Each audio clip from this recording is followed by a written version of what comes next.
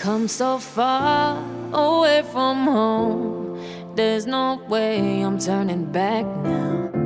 My destination is unknown.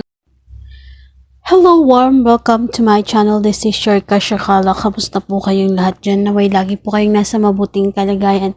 Pasensya na po kayo at wala akong upload kahapon kasi full moon, new moon, medyo masama yung pakiramdam ko.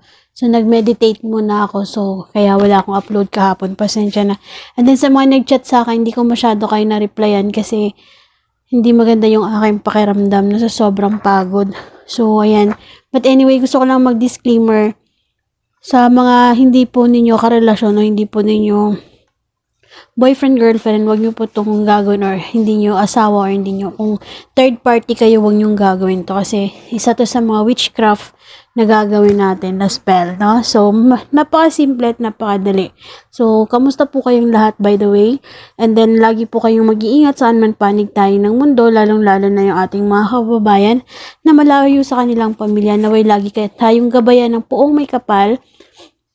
Lagi rin tayo naway ibigay niyo na yung mga matagal na nating kahilingan na magkaroon na tayo ng positive result, no? Sa mga hindi pa na nakaranas ng positive result, tuloy-tuloy lang po at wag po kayong sumuko. Laban lang, wag susuko, no? Walang sumusuko sa atin. At naway makaalis na kayo sa mga problemang ganyan, no? So, lagi ko kayong pinagdadasal na mangyari na yung mga gusto nyo. And then, kapag nangyari na yung mga gusto nyo, wag nyo naman akong iwan na lang. Tuloy-tuloy pa rin yung panunood sa akin. Bilang tulong nyo na rin sa akin. Diba? So, kailangan nyo ng kausap o ng ka-chat. Message nyo lang ako sa messenger ko. Fritz Chi Animos, no? Research nyo lang yan. At sasagot naman ako, hahanapin ko kayo sa spam message kasi doon ko kayo na makikita. And then, by the way, sa mga bago sa ating channel, paki-subscribe na po and then click nyo na po yung bell button para po maging updated kayo sa lahat ng ating mga bagong videos. And then, please lang po, wag nyo pong i-skip yung ating videos. Panoorin pong mabuti para iwas tanong na rin kasi minsan hindi ko kayo nasasagot. Minsan ang tagal-tagal kong mag-reply. So, naaawa ako sa inyo. So, matagal ako makapag-reply sa inyo, 'di ba? So, pasensya kayo kasi busy po talaga yung inyong kasyakala. Alam niyo naman yung trabaho ko dito. So, humihingi ako sa inyo ng pasensya. Kasi talagang napapansin ko kayo pagka wala na akong trabaho, may 2 oras akong pahinga, so ginagawa ko, nire-replyan ko kayo kahit papano, kahit napagod ako, ginagawa ko naman na ma-replyan kayong lahat, no? So, eto, tawag dito, sorry, itong gagawin natin is kailangan natin ng 2 sapatos, no? Yung partner nyo na sapatos, yung usually na ginagamit nyo palagi. And then, susulat kayo, kailangan natin ng papel, any color of ballpen, kahit anong kulay ng ballpen pwede nyong gamitin. So, 2 papel, puro pangalan ng ating target. No, baka may magtanong na naman bakit puro pangalan ni target, wala ba yung pangalan nyo? Syempre, yung target nyo, yung tirada nyo. So, kaya buong pangalan ng ating target, yung ating isusulat dyan. Then, ito kasing sapatos natin, no, sorry.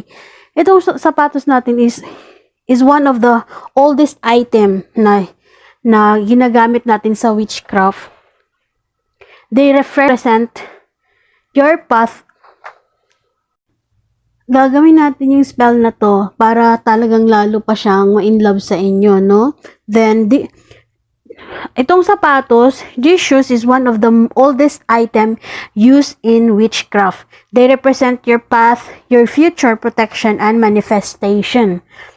And so, ang gagawin natin is tutupiin natin yung papel natin ng 3 times.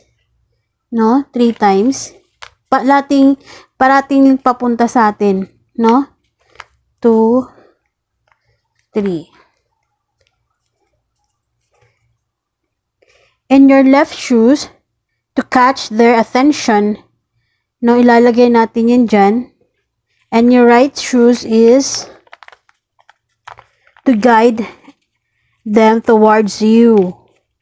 So, ang gagawin nyo dyan is ipapasok nyo yan dyan. Then, susuotin nyo yan ng tawag dito, susuotin nyo yan normally na ginagamit nyo, no? Hayaan yung madurog siya sa ilalim, no? Hayaan yung madurog siya sa ilalim. Gamitin nyo talaga yan siya. Hayaan nyo, pwede nyo gawin yan kung pag nadurog na yung papel, ulit-ulitin yung gawin, no? Walang problema. So, as long as kaya nyo, as long as talagang nararamdaman nyo na mahal na kayo ng target ninyo, then pwede nyo nang i-stop yung inyong paggawa niyan. So, napakasimple at napakadali lang ng ating shoes witchcraft, no? So, napakadali. Mabisa po yan. Napaka-powerful witchcraft din yan.